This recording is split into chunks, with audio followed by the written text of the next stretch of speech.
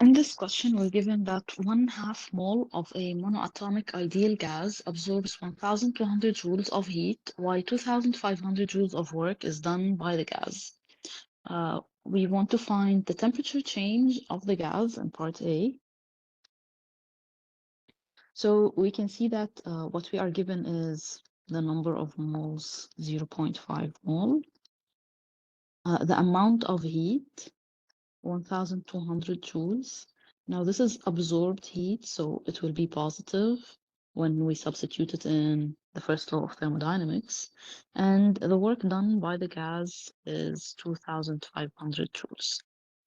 So what I'm going to do is I'm going to use the first law of thermodynamics to find the change in internal energy and then find the temperature change from the formula of the internal energy change. Namely, the change in internal energy for this gas, which is monoatomic, can be written as 3/2 nR delta T.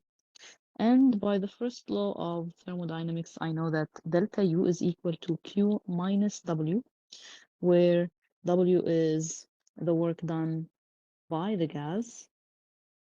Now, if the question gives you the work done on the gas, then you can just write this, the work done by the gas, to be minus the work done on the gas.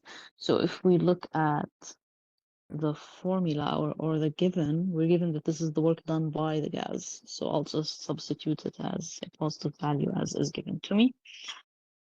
So substituting or combining these two equations, I will obtain 3/2 nR delta T is equal to Q minus W.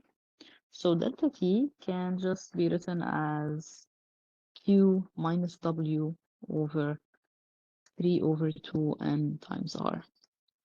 So I have 1,200 minus 2,500 over 3/2 times 0.5 times 8.31. So this gives me minus 210 Kelvin. You can see how we have a decrease in temperature. And this is actually expected because if you look at the process that the gas went through, it absorbed 1,200 joules of heat, but then it made a much bigger amount of work.